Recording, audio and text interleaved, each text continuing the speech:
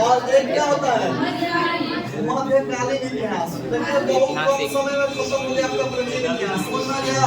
और तैयारी आप लोग को करना है और प्राचीन, मध्यकालीन और क्या हो जाएगा आधुनिक। बात समझ में आया। देखिए कहा जाता है, कहावत है कि भगवान जो है ना सबको हीरा बना के भेजते हैं, लेकिन शर्त ये होता है कि जो जितना खिंचेगा उतना ही उसका मजबूत होगा। इसलिए सबको पढ़ाया जाता है सेम, लेकिन जो जितना बेहतरीन मेहनत करेगा घर पे उसका काम बनता जाएगा। तो और ये जो इतिहास होता है हम लोग 3 वर्गों में इस पर बांट कर पढ़ा जाता है। केवल भारत के इतिहास, विश्व के इतिहास नहीं। प्राचीन इतिहास में जब हम स्टार्ट किए थे तो हम लोग स्टार्ट किए थे पाषाण काल से, और ये बताए थे कि प्राचीन इतिहास भी 3 तरीका का होता है। इसमें बताए थे कि आदि ऐतिहासिक काल होता है पहले क्या होता है। इस इतिहास को हम 3 वर्गों में बांटे थे, पाठ इतिहास काल, उसके बाद इतिहास काल और ऐतिहासिक काल। और इस सब पाठ तीनों को हम 3 ढंग से पढ़े हैं। पाठ इतिहास काल में हम लोग पाषाण काल के बारे में अध्ययन किए थे, और सिंधु सभ्यता के बारे में अध्ययन किए थे, और ऐतिहासिक काल में हम साहित्यिक स्रोत के बारे में अध्ययन किए थे। और साहित्यिक स्रोत जो पढ़ाए थे हम 2 भाग में पढ़ाए थे। एक पढ़ाए थे धार्मिक और गैर धार्मिक। बात समझ में आ रहा है? याद पढ़ाए कैसे पढ़ाए थे। उसके बाद धार्मिक को 2 वर्गों में पढ़ाए थे। एक पढ़ाए थे ब्राह्मण और उसके बाद गैर ब्राह्मण। गैर ब्राह्मण में हम लोग 2 चीज पढ़े थे, जैन संगति और बौद्ध संगति पढ़े थे। जैन संगति और क्या पढ़े थे, बौद्ध संगति।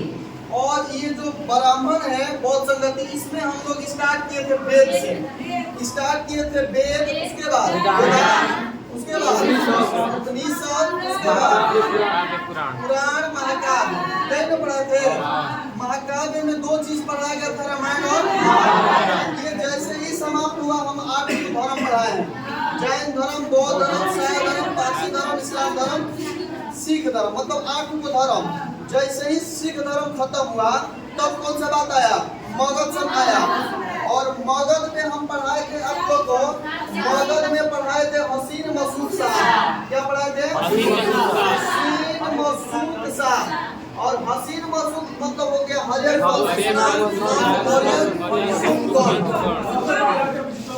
क्या मतलब कौन था बताइए आप लोग।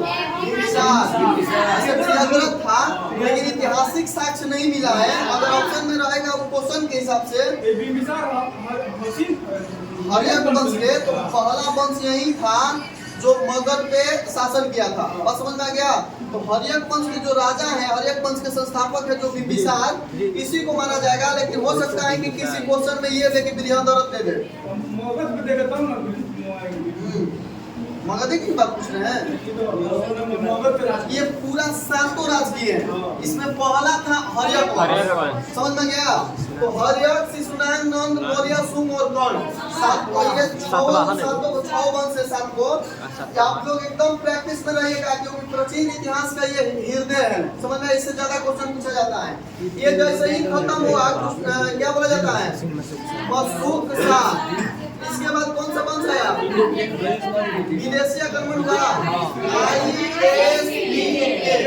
जैसे ही कुषाण जब समाप्त हुआ तो कुषाण के जगह पे कौन सा वंश आया, कौन सा, गुप्त वंश आया।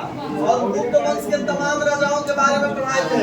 और गुप्त वंश जैसे ही समाप्त हुआ तो वर्धन वंश आ गया। कौन सा वंश आ गया, और वर्धन वंश के भी राजा पूरा पढ़ा दिए थे, हर्षवर्धन। और वर्धन वंश जैसे ही समाप्त हुआ पूरा 15 को वंश पढ़ाए हैं, जिसमें पहला था दक्षिण भारत में पल्लव वंश, राष्ट्रकूट वंश, चालुक्य वंश, चोल वंश। उसके बाद यादव वंश, कदम वंश, प्रतिहार वंश, शेर वंश, परमार वंश।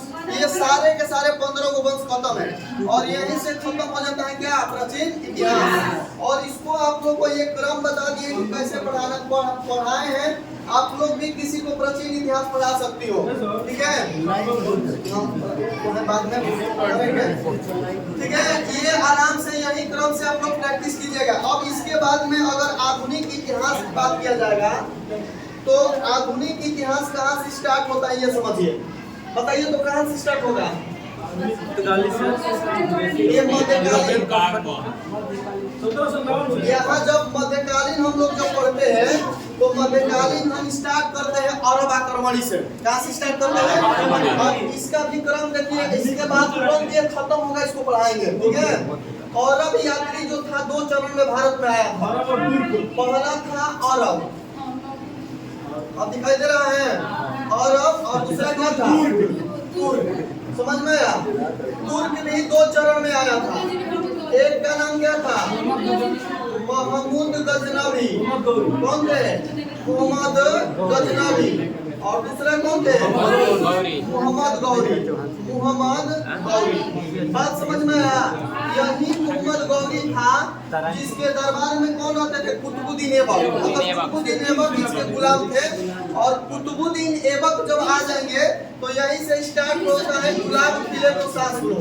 क्या स्टार्ट होता है? गुलाब खिले तो सांस लो, ठीक है।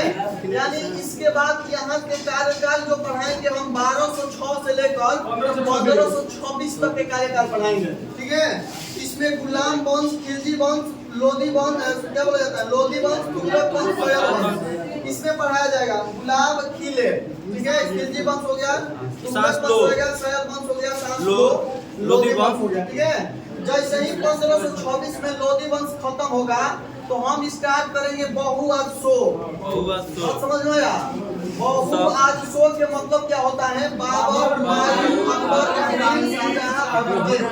ये कार्यकाल चलेगा 1526 से 1707 तक। कब तक चलेगा? और जैसे ही ये समाप्त होगा तो उत्तर में काल में पढ़ाया जाएगा 1707 से 1857 के क्रांति। लेकिन बात ये दिमाग रखना है कि हम लोग का जो आधुनिक इतिहास स्टार्ट होता है वह 1707 से स्टार्ट होता है। यूरोपियन समझ में गया? क्योंकि 1707 जो ये डेट है इसका महत्व बहुत ज्यादा है। एक उत्तर मुगल काल के सारे जो राजाओं हैं, यानी मुगल काल जब खत्म हो गया, यानी औरंगजेब के जब मृत्यु हो गया, औरंगजेब की मृत्यु के बाद मुगल वंश में उतना जोग राजा न हुए, छोटा छोटा राजा आए, इसलिए उन लोगों का कहा गया उत्तर मुगल काल, ठीक है। आप लोग पढ़े होंगे कि एक इतिहास के पिता किसको कहा जाता है? हेरोडोटस एक बुक लिखा था, हिस्टोरिका। बुक का नाम क्या था? हिस्टोरिका बुक में हेरोडोटस भारत को सोने की चिड़िया कहा था। क्या कहा था? भारत को सोने की चिड़िया। और उसी में इन्होंने एक लाइन लिखा था कि भारत खनिज संपदाओं से भरा हुआ देश है, ठीक है।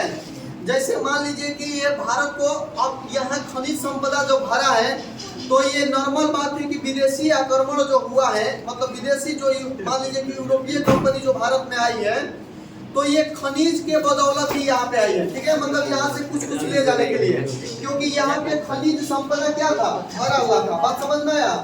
तो यहाँ से हम लोग ये पूरा ये क्या हुआ? ये मध्यकालीन भारत का इतिहास हो गया, ठीक है। इसको 1857 मतलब 1707 से 1857 तक इसको ले जाया जाएगा, ठीक है। इसके बाद में अगर हम बात करेंगे आधुनिक भारत के इतिहास के बारे में, जो हम लोग स्टार्ट करने वाले हैं, वह 2 चरण में हम लोग पढ़ेंगे। एक पढ़ेंगे हम लोग कब से कब तक? 1707 से 1857 तक। इसमें मतलब इसमें 1857 नहीं पढ़ना है, पढ़ाएंगे इसमें 1857, ठीक है।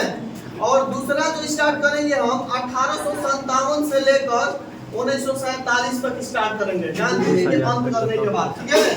तो आधुनिक इतिहास को 2 वर्गों में पढ़ा जाएगा, 1707 से 1800 और 1857 से 1947।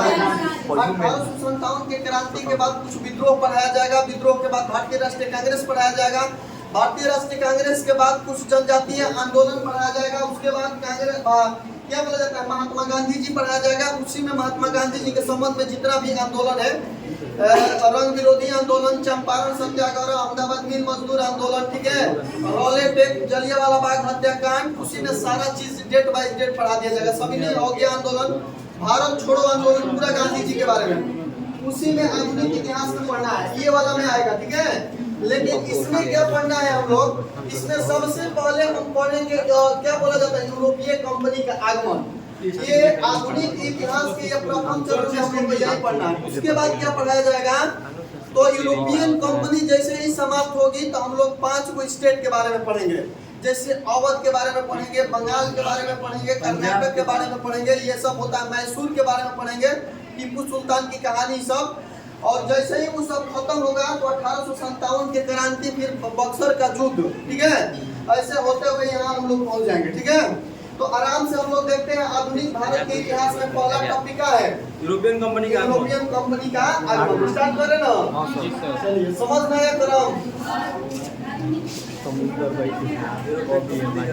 देखिए पहला हम लोग पढ़ेंगे भारत में और बड़ा यूरोपियन कंपनी का क्या होता है? आगमन। वो दिख नहीं रहा है, हम बता रहे हैं रीजन क्या है। एक घर में रहते रहते दूसरा घर में जाओगी ना तो अजीब सा लगता है। तो आप लोग जगह चेंज की हो, इस वजह से दिख रहा है वैसा ही, लेकिन अजीब सा लग रहा है क्योंकि जगह चेंज हो गया।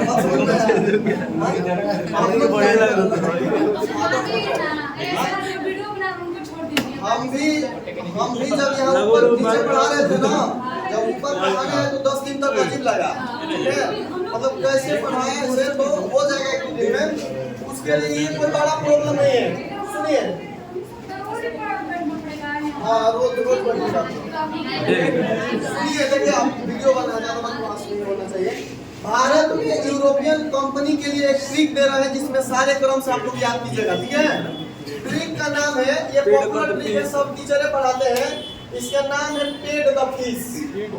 क्या नाम है? Paid the fish. इस वाक्य सेंटेंस के मतलब समझ में आता है? पेड द फिश का मतलब तो सब लोगों को मालूम है क्या है। मतलब इसके मतलब है कि पैसा पेड कीजिए, कंपनी के नाम फुल पेमेंट। देखिए कहीं दिखाई बोलिएगा पेड द फिश, इसका क्या है? ट्रिक है। यानी भारत में यूरोपियन कंपनी का जब आगमन हुआ तो सबसे पहला कंपनी कौन आया? पुर्तगाली। कलर में कोई दिक्कत नहीं ना है? नहीं, पुर्तगाली, ठीक है। पी से क्या हो जाएगा? पुर्तगाली। समझ में आ रहा है? उसके बाद जो ई है, ई से हो जाएगा इंग्लैंड, और इंग्लैंड को बोला जाता है ब्रिटिश ईस्ट इंडिया कंपनी। तो ई से क्या हो जाएगा? इंग्लैंड, और इंग्लैंड को बोला जाता है ब्रिटेन, और ब्रिटेन की कंपनी को क्या बोला जाता है? British east India company.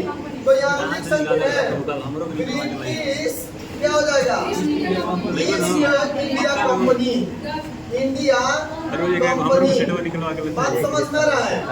इसके बाद देखिए ये जो ड है, इससे हो जाएगा डच ईस्ट इंडिया कंपनी। क्या हो जाएगा?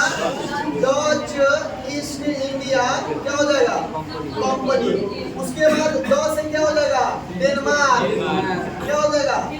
डेनमार्क ईस्ट इंडिया क्या हो जाएगा? India company. बातें समझ में आ रहा है? उसके बाद देखिए अब फीस लिखा शब्द है, क्या लिखा है? फीस। फीस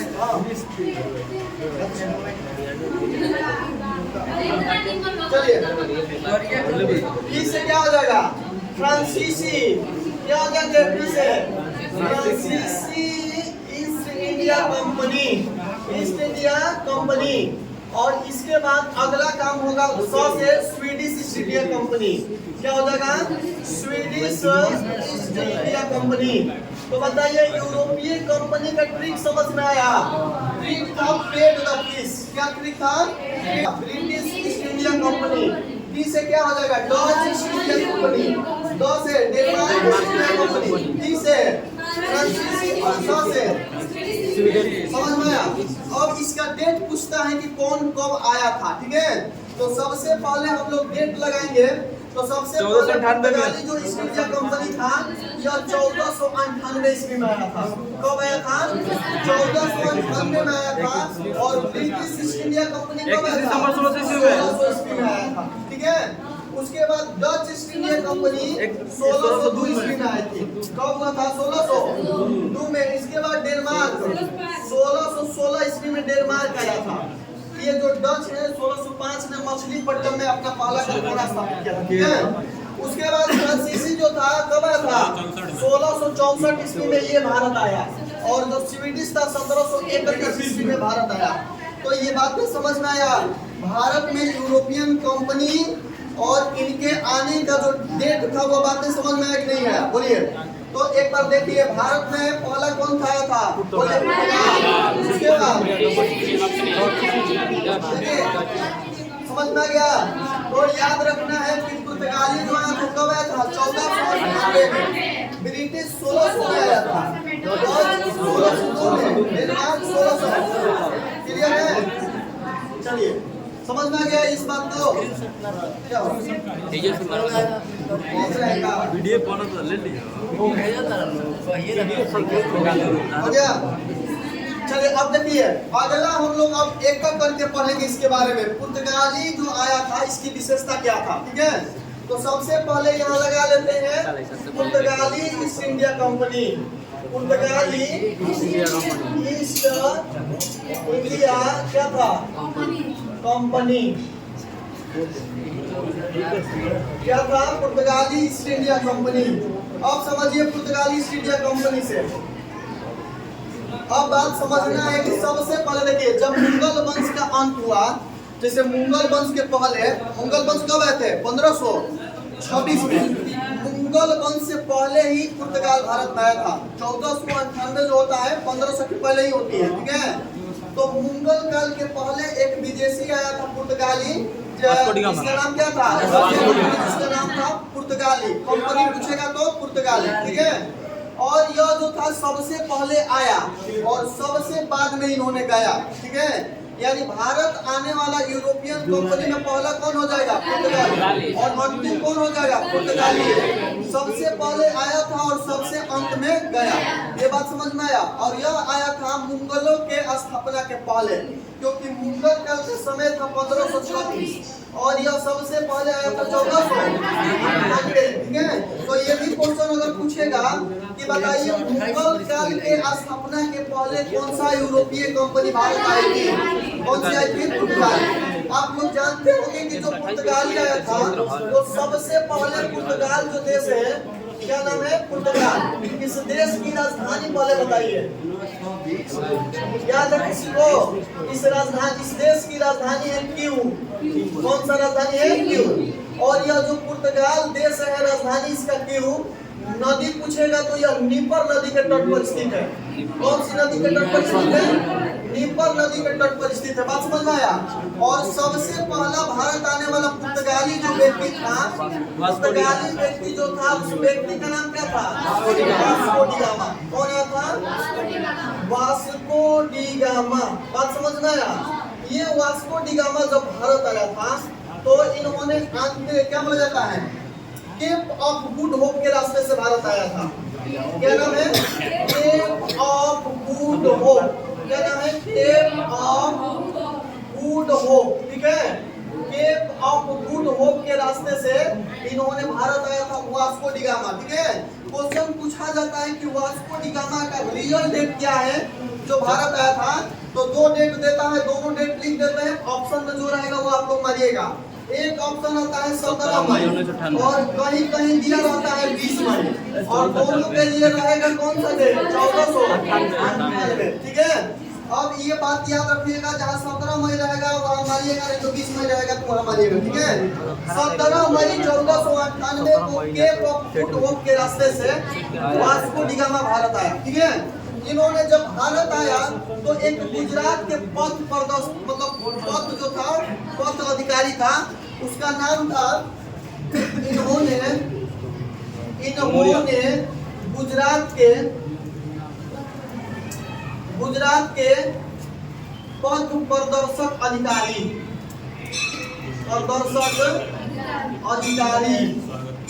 अब्दुल हमीद। क्या नाम था उसका अब्दुल हमीद की अनुमति से भारत आया था। अब्दुल हमीद के अनुमति से क्या हुआ था, अनुमति से इन्होंने भारत आया। अब समझ में आया। तो पूरा डिटेल्स में पढ़ा रहे हैं, ठीक है। बीपीएससी में भी सब क्वेश्चन काम करेगा, ठीक है। तो एक बार आप लोग देखिए कि सबसे पहले पुर्तगाल की राजधानी हो जाएगी नीपर नदी के तट पर।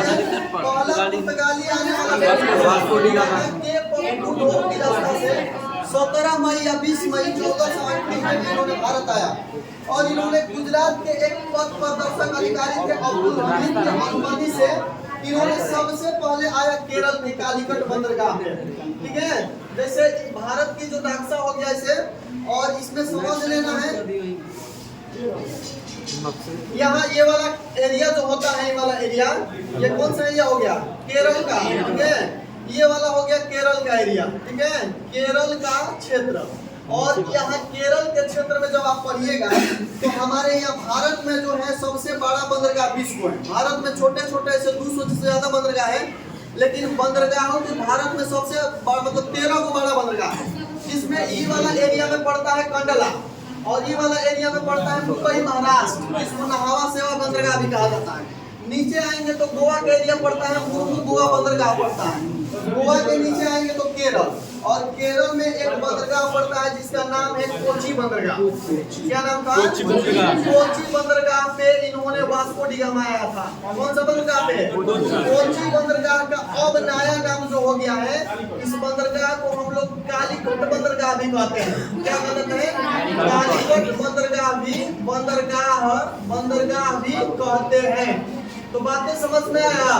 बोलिए। वास्को डी गामा, सुनिए, नहीं समझ में आया एक बार फिर से देखिए। ये भारत की मैप हो गया। भारत के ये दिशा जो होता है वो पूर्वी दिशा होता है। पूर्वी दिशा में 4-5 को बंदरगाह होता है, और पश्चिमी दिशा में 5-6 को बंदरगाह होता है। उसी में यहाँ गुजरात में कंडला बंदरगाह हो जाएगा, मुंबई में मुंबई बंदरगाह हो जाएगा, महाराष्ट्र में। नीचे आएंगे तो गोवा में पड़ेगा मुर्मू गोवा बंदरगाह। गोवा के नीचे आएंगे तो केरल का एरिया पड़ता है, और केरल में एक बंदरगाह है कालीकट बंदरगाह। पहले नाम था कोची बंदरगाह, और कोची बंदरगाह का नाम क्या हो गया? कालीकट बंदरगाह। यहीं पे 14 मई को, और क्या बोले 17 मई 1498 को वास्को डी गामा भारत आया। और उस समय जब वास्को डी गामा भारत आया था तो केरल में एक राजा था, केरल के एक इतिहासकार था, राजा था, उसका नाम है जमोरिन। क्या नाम है? जमोरिन। याद रखिएगा, ये क्वेश्चन कई बार के पूछा गया है, ठीक है। जब इन्होंने केरल के कालीकट बंदरगाह पर आया तो जमोरिन ने इनका स्वागत किया, ठीक है, कि आइए हमारे यहाँ आपका स्वागत है, ठीक है। केरल के ही ये राजा थे जमोरिन, ठीक है। वास्को डी गामा को इन्होंने क्या किया? स्वागत किया। और वास्को डी गामा जो आया था, वह आया था किस जहाज से? बोलिए। इनकी जो जहाज थी, उस जहाज का नाम आप लोग को मालूम है? बोलिए। जहाज का नाम है हेक्टर। क्या नाम था?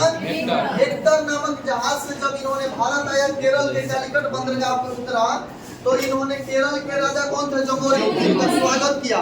और स्वागत करने के बाद इन्होंने कहा कि आपको क्या चाहिए? तो आप लोग को एक दिन यहाँ पोस्ट में लिखवाए थे केरल में, कि केरल में प्रसिद्ध क्या क्या चीज है? केरल में काली मिर्च प्रसिद्ध है। क्या मिर्च प्रसिद्ध है? काली मिर्च प्रसिद्ध है। छोटी इलायची है, छोटी इलायची, अदरक, ये सब मसाले में आ जाएंगे। उसके बाद नारियल, नारियल के बाद काजू, ठीक है। ये मसाला का देश भी बोला जाता है। तो केरल को इन्होंने जब भारत आया, सुनिए, जब इन्होंने जमोरिन के पास आया, जमोरिन ने इनका स्वागत किया, तो उनके जो हेक्टर जहाज थे उनको मसालों से भर दिया। और मसाला में कौन सा मसाला? काली मिर्च। कौन सी मसाला से? काली मिर्च से इनकी जहाज को क्या किया? भर दिया। और ये बेचारे चले गए वापस हेक्टर नामक जहाज से, और यही मसाला ले जाके जब यूरोप महाद्वीप में बेचे, मतलब यूरोप के अन्य देशों में, तो इनको क्या मिला? 7% मुनाफा मिला, और इनको हो गई लालच, ठीक है। और पूरा पुर्तगाली जो है निर्भर हो गए कि हम कहाँ से व्यापार करेंगे? मसाला का व्यापार कहाँ से करेंगे? भारत के, मतलब भारत से। बात समझ में आया? तो ये बात समझ में आया? बोलिए एक बात। वास्को डी गामा किस बंदरगाह पे आया था? कालीकट बंदरगाह। जहाज का नाम क्या था? केरल के राजा कौन थे? जमोरिन। और जो स्वागत करने वाला व्यक्ति था, और ये बताइए भारत कब आए थे? इस रास्ता के बदौलत, गुड होप, ठीक है, आंशिक अंतरिक्ष कहा जाता है उसको, उसी रास्ता के बदौलत आए थे। क्वेश्चन पूछेगा कि भारत में समुद्री मार्ग की खोज किसने किया था? Vasco D gamma. बात समझ में आया? समुद्री मार्ग की खोज किसने किया था? Vasco D gamma. उसके बाद वास्को डी गामा से ये बात समझ में आया कि नहीं आया? उसके बाद देखिए, भारत आने वाला दूसरा पुर्तगाली जो था, भारत आने वाला दूसरा पुर्तगाली कौन था? कृष्णदेव वो तो गवर्नर जनरल था। भारत आने वाला दूसरा पुर्तगाली था, क्या नाम है, उसका नाम है अल्वारेज कैब्रल। 505 से सुना है अल्वारेज सुना मेरे ट्रेडगल, ठीक है। इसका ये जब आया था तो 1500 ईस्वी में आया था। कब आया था? 1500 ईस्वी में आया था। भारत आने वाला यह दूसरा पुर्तगाली था, ठीक है। क्या नाम था? अल्वारेज कैब्रल, कैब्रल नाम था इसका। क्या नाम था? कैब्रल। ये दूसरा पुर्तगाली था भारत आने वाला। ये जो वास्को डी गामा के बाद कौन आया? देखिए 1498 में वास्को डी गामा आया और तुरंत 2 साल के बाद कौन आ गया? 1500 ईस्वी में कौन आ गया? अल्वारेज कैब्रल, ठीक है। इन्होंने ही, जब इनको कहा जाता है कि इन्होंने ब्राजील का खोज किया था। किस चीज का खोज किया था? इन्होंने ब्राजील के खोज किया था। पेड्रो अल्वारेज खोज किया था। बात समझ में आया? ऐसे वास्को डी गामा की अगर बात किया जाए तो टोटल 3 बार भारत में आया है, ठीक है। एक हम लोग का डेट याद है 1400, दूसरा 1500, तीसरा 1524, ठीक है। 1498, 1502 और 1524 3 बार भारत की दौरा किया है वास्को डी गामा, ठीक है। बात तो समझ में आ रहा है कि नहीं? बोलिएगा। तो 1400 बोलिए, नहीं सर कोई दिक्कत है? 1498, 1502, उसके बाद 1524। अब देखिए जब इनका समाप्त हुआ दौर तो 1502 में वास्को डी गामा फिर क्या आया? पुनः भारत आया, ठीक है। वास्को डी गामा जो था, वास्को डी गामा 1502 में क्या किया? 1502 ईस्वी में पुनः भारत आया। पुनः क्या किया? भारत आया। हाँ, उसके बाद 1503 में इन्होंने भारत जब आया तो 1503 ईस्वी में कोची के किला को जीत लिया। क्या किया? कोची के किला को क्या किया? किला को जीत लिया। किला को जीत लिया। बात समझ में आया? कोची के किला को क्या किया? जीत लिया। तो वास्को डी गामा पहली बार भारत कब आया था? दूसरी बार कब आया? 1502 में। और 1503 में इन्होंने क्या किया? और 1505 में इन्होंने क्या किया? 1505 में इन्होंने पुर्तगाल का गवर्नर बनाया गया। मतलब फ्रांसीसी द अल्मोंडा को किसको बनाया गया? फ्रांसीसी द अल्मोंडा। क्या नाम है? अल्मोंडा। फ्रांसीसी द अल्मोंडा का कार्यकाल की अगर बात किया जाएगा तो 1505 से 1509 तक चला था। कब तक चला था? 1505 से 1509 तक फ्रांसीसी द अल्मोंडा को पुर्तगाल का गवर्नर बनाया गया। वो कहाँ का गवर्नर बनाया गया? पुर्तगाल का गवर्नर बनाया गया। बात समझ में आया? तो क्वेश्चन पूछा जाएगा कि पुर्तगाल के प्रथम गवर्नर कौन थे? फ्रांसीसी द अल्मोंडा। कब से कार्यकाल था? 5 से 509 और ये 1509 में। और जब इनको फ्रांस पुर्तगाल का जब गवर्नर बनाया गया तो इन्होंने एक नेवी का गठन किए थे। नेवी के गठन किए थे और इस नेवी को संचालन करने के लिए इन्होंने एक नीति लाया था। उस नीति का नाम था ब्लू वाटर पॉलिसी। क्या नाम था? Blue water policy. बात समझ में नहीं आया? देखिए जब 1505 में इनको पुर्तगाल के गवर्नर बनाया गया तो इन्होंने एक नेवी संगठन बनाए थे। नेवी, ठीक है। और वही नेवी और नेवी को संचालन करने के लिए एक नीति लाया था। क्या लाया था? नीति। उस नीति को कहते हैं ब्लू वाटर पॉलिसी। क्या कहते हैं? Blue water policy. बात समझ में आया? तो क्वेश्चन पूछा जाएगा कि पुर्तगाल के कौन सा गवर्नर जनरल था जो ने ब्लू वाटर पॉलिसी लाया था? इन्होंने बेचारा क्या किया कि ब्लू वाटर पॉलिसी का संचालन सही ढंग से नहीं कर पाया और ब्लू वाटर पॉलिसी के संचालन सही ढंग से न करने के कारण 1509 में इनको हटा दिया गया, ठीक है। तो अगला गवर्नर आ गया कौन? फ्रांसीसी द अल्बुकर्क, ठीक है। 1509 में पुर्तगाल का दूसरा गवर्नर, सेकंड गवर्नर बना जिसका नाम था फ्रांसीसी द अल्बुकर्क। क्या नाम था? फ्रांसीसी द अल्बुकर्क। बात समझ में आया? अल्बुकर्क, ठीक है। इनका दौर था कब से कब तक? 1509 से 1515 तक। कब से कब तक? 1509 से 1515 तक इसका समय था। अब 1509 1509 से कब तक? 1515 तक। तो बताइए फ्रांसीसी गवाना दूसरा पुर्तगाली कौन था? फ्रांसीसी अल्बुकर्क। इनको पुर्तगाल का वास्तविक गवर्नर माना गया। क्या माना गया? पुर्तगाल का वास्तविक गवर्नर माना गया। इन्हें पुर्तगाल के वास्तविक गवर्नर माना गया। क्यों माना गया? वास्तविक गवर्नर क्या किया गया? माना गया। वास्तविक गवर्नर मानने के पीछे इसके पीछे रीजन था। क्या रीजन था? क्योंकि 1510 में हो जाएगा।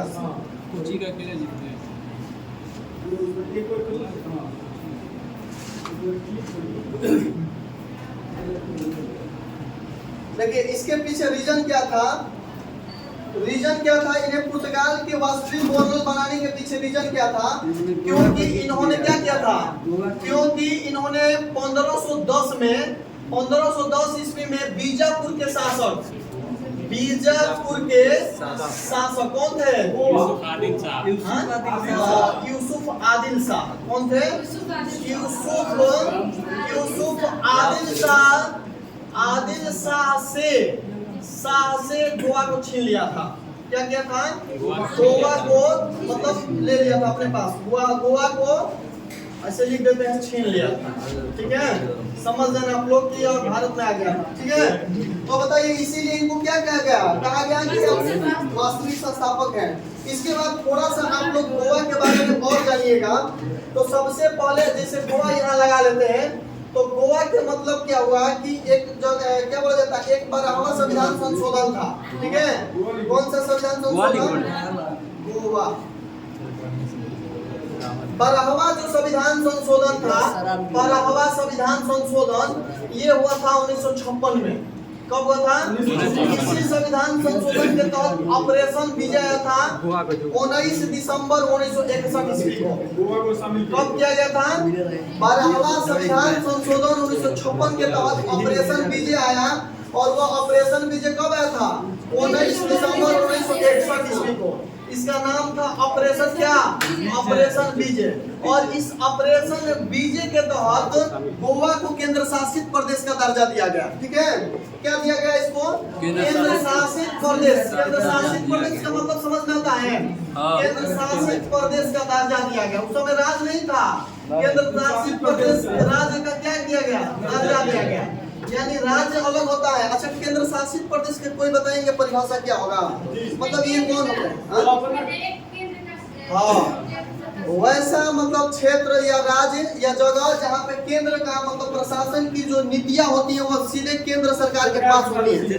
कुछ ही ऐसा राज्य है, 2 राज्य है, जैसे दिल्ली हो जाएगा, एक पांडुचेरी हो जाएगा। इस सब में जहाँ राज्यपाल होते हैं, विधानमंडल होते हैं, नहीं तो वहाँ प्रशासक होते हैं जो राष्ट्रपति द्वारा सीधे नियुक्त किया जाता है। ठीक है, तो 19 दिसंबर को हुआ था ऑपरेशन विजय के तहत क्या? केंद्र शासित प्रदेश का राज्य का दर्जा दिया गया। ठीक है, उसके बाद एक आया था 56वां संविधान संशोधन 1987। कब हुआ था? 56वां नहीं था,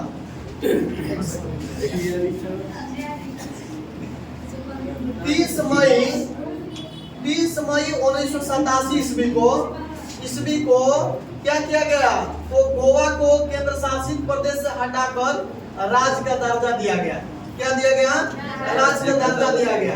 तो क्वेश्चन पूछा जाएगा कि गोवा राज्य की स्थापना कब हुआ था? बताइए। 1987 में, 30 मई 1987 में। बाकी अगर गोवा की बात करेंगे तो गोवा में है एक बंदरगाह, जिस बंदरगाह का नाम क्या है? मरमू गोवा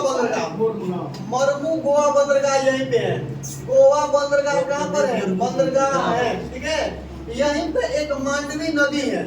कौन सी नदी है? मांडवी नदी है। और इस मांडवी नदी पर दूध सागर जलप्रपात है। कौन सा जलप्रपात है? दूध सागर जलप्रपात कौन सी नदी पर है? मांडवी नदी पर, गोवा में। अगर गोवा की बात किया जाएगा तो एक समान सिविल संहिता लागू करने वाले भारत के पहला राज्य था। ठीक है, एक समान सिविल संहिता लागू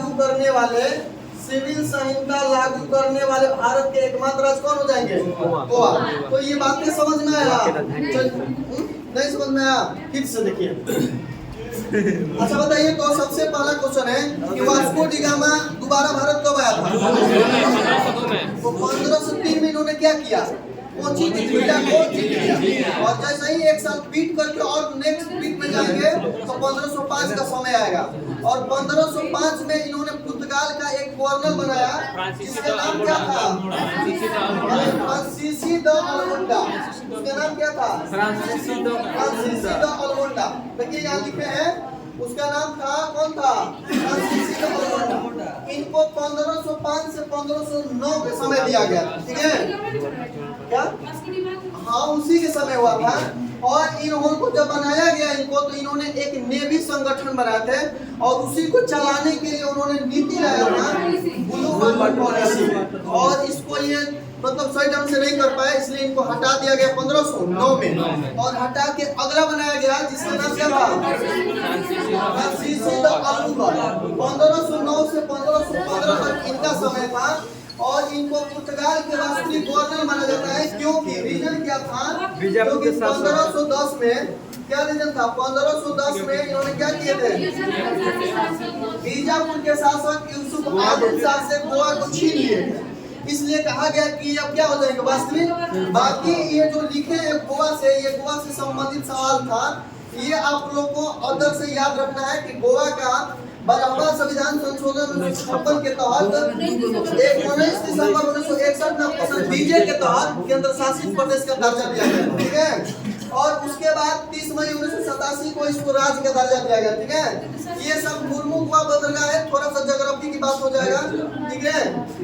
उसके बाद मांडवी नदी है, इसी पे दूध से 2 लोकसभा क्षेत्र। उसके बाद एक समान सिविल संहिता लागू करने वाले क्या हो जाएंगे? बोलिए, ये बात समझ में आया कि नहीं आया? समझ में आया? नेक्स्ट करें। चलिए अब देखिए, अलगू जो करके था ऐड कर दीजिए सर। ऐड इस पे नहीं आएगा। चलिए इसके बाद देखिए, अलगू करके जो था इसका संबंध एक विजयनगर के राजा से था, ठीक है। यहाँ लिखते हैं फ्रांसीसी द अलगू कर्क। क्या नाम था उसका? फ्रांसीसी द अलगू कर्क। अलगू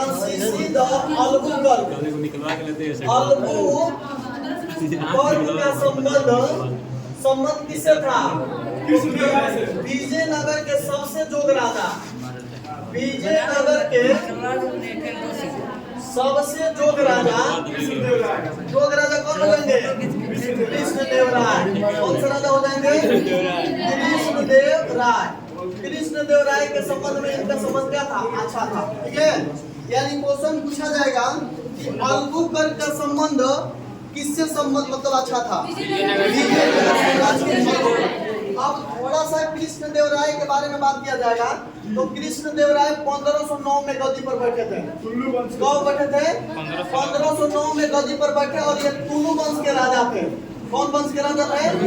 ऐसे तुलु वंश के संस्थापक थे तुलु नरसिंह। कौन थे? तुलु नरसिंह। और तुलु नरसिंह की मृत्यु हो गया, बहुत जल्दी ही मृत्यु हो गया। और मृत्यु होने के बाद ये जो तुलु नरसिंह थे ना, अलगू कर के साथ विदेशों में घोड़ा के व्यापार करते थे, ठीक है। अलगू कर के साथ क्या करते थे? घोड़ा का व्यापार करते थे। और इन्होंने तुलु नरसिंह के राजा थे, मतलब कहा जाता है तुलु वंश के संस्थापक तुलु नरसिंह।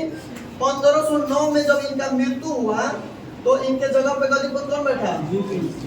बोलिए, कृष्णदेव राय। और कृष्णदेव राय तुलु वंश के जब गद्दी पर बैठे तो इन्होंने बहमनी राजाओं से 2 ही शर्त रखा। कहा कि या तो रायचूर छोड़ दो, कृष्णा नदी और तुंगभद्रा नदी के बीच में एक उपजाऊ भाग था, उसको बोला जाता है रायचूर। कहा था कि रायचूर या तो छोड़ दो ना तो किसी दूसरे राज्य में चला जाओ, ठीक है। तो बहमनी राजाओं ने कहा था कि हम ऐसे नहीं छोड़ सकते हैं, आपके साथ में युद्ध करेंगे। विजयनगर तुलु वंश के राजा क्या नाम था? कृष्णदेव राय लड़ा और सबको काट के फेंक दिया वहां पे, ठीक है। इसलिए कहा जाता है कि विजयनगर साम्राज्य के वास्तविक संस्थापक कौन थे? ऐसे पूछेगा कि विजयनगर साम्राज्य के संस्थापक कौन थे? हरिहर एवं बुक्का। वास्तविक पूछेगा तो कौन हो जाएंगे? अब देखिए, कृष्णदेव राय के अगर माता के नाम पूछेगा तो इनकी माता के नाम था नंजला देवी। और उसी पर इन्होंने नागलपुर शहर बसाया था अपनी माता के नाम पे। बीपीएससी क्वेश्चन पूछा था कि कृष्णदेवराय ने अपनी माता के नाम पे कौन सा नगर की स्थापना किए थे? तो माता का नाम क्या था? नगला देवी। कौन था? नगला देवी। और इसी अपनी माता के नाम के उपलक्ष्य में इन्होंने नागलपुर शहर की स्थापना किए थे। कौन से शहर की स्थापना? नागलपुर शहर के इन्होंने क्या किया था? स्थापना किया था, जहाँ 1000 गुफा क्या बोला जाता है? 1000 गुफा यही हो जाएगा। पिता का नाम क्या था? बोलिए बोलिए बोलिए बोलिए। वास्तविक मतलब वह व्यक्ति होता है जो इस वंश को बचाया हो, ठीक है। जैसे इस साम्राज्य को बचाने वाले व्यक्ति, जैसे आप लोग बोले दिल्ली के वास्तविक संस्थापक कौन था? इल्तुतमिश कहा जाता है ना, लेकिन इल्तुतमिश थोड़ी स्टार्टिंग में दिल्ली पर बैठा था, लेकिन दिल्ली को बचाने वाला राजा था, क्योंकि उन्होंने मंगोल आक्रमण से बचा लिया था, नहीं तो दिल्ली भी नष्ट हो जाता। और वैसे ही इन्होंने तुलु वंश के जो राजा था कृष्णदेवराय, इन्होंने बहमनी राजाओं से लड़ा और लड़ के विजयनगर साम्राज्य को स्वतंत्रता दिलाया और बचाव किया। इसलिए कहा जाता है विजयनगर साम्राज्य के वास्तविक संस्थापक कौन हो जाएंगे? और इनकी माता का नाम क्या हो जाएगा? नंगला देवी, ठीक है। और पिता का नाम क्या हो जाएंगे? क्या नाम है? तुलु नरसा।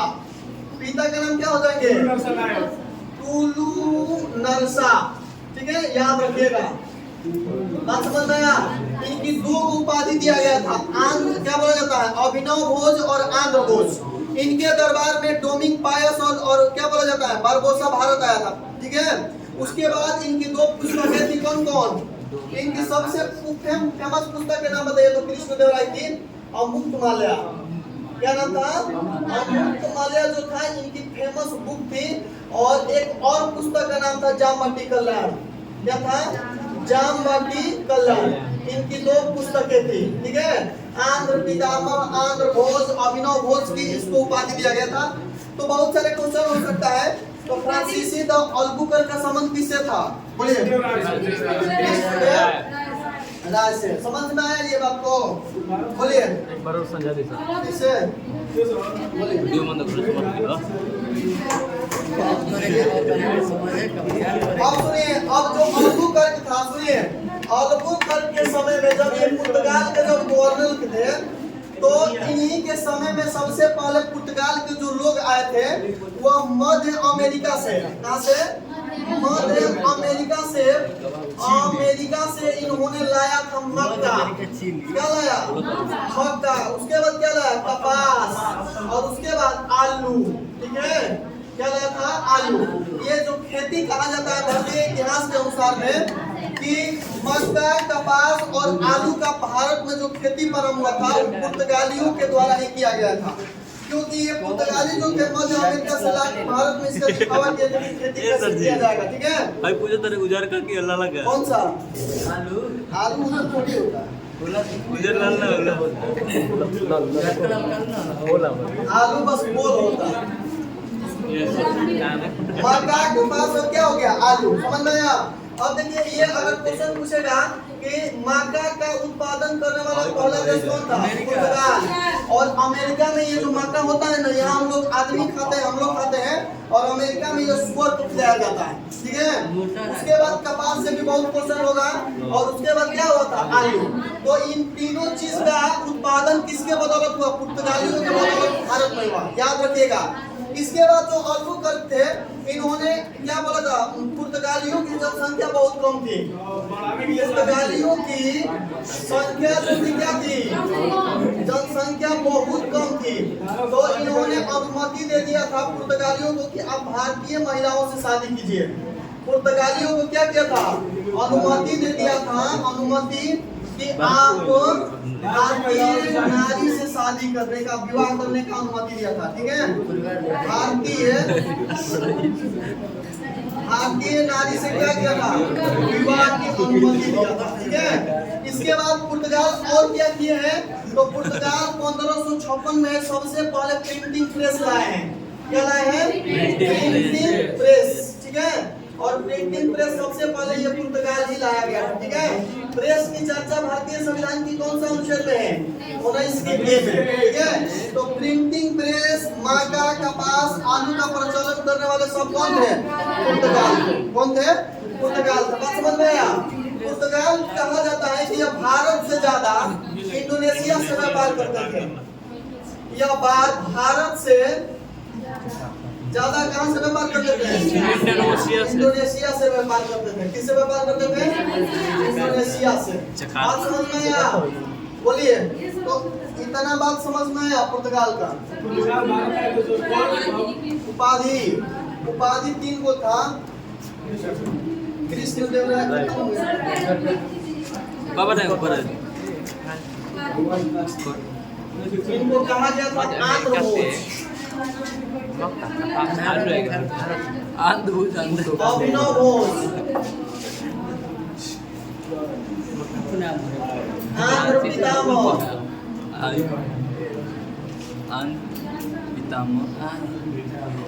ठीक है। ये सब की उपाधि दिया गया था। और पढ़ाएंगे कि रहने देंगे? रहने देंगे।